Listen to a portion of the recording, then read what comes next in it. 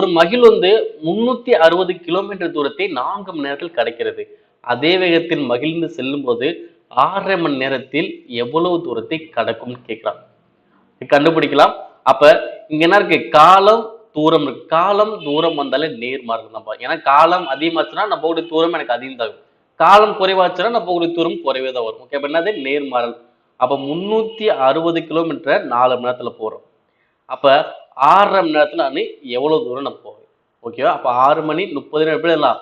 6.5ன்னு வச்சுக்கலாம். ஏன்னா 6.5 மணி நேரம். ஓகேங்களா? அப்ப நேர்மாறல் என்ன பண்ணும்? இந்த 2 மதிப்பை தலைகீழ போடணும்.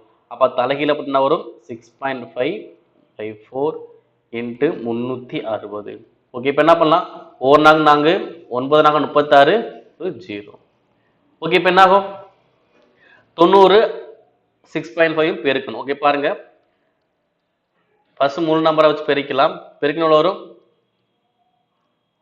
4, அடுத்து 54, 58. ஸோ எவ்வளோ வருது? 585.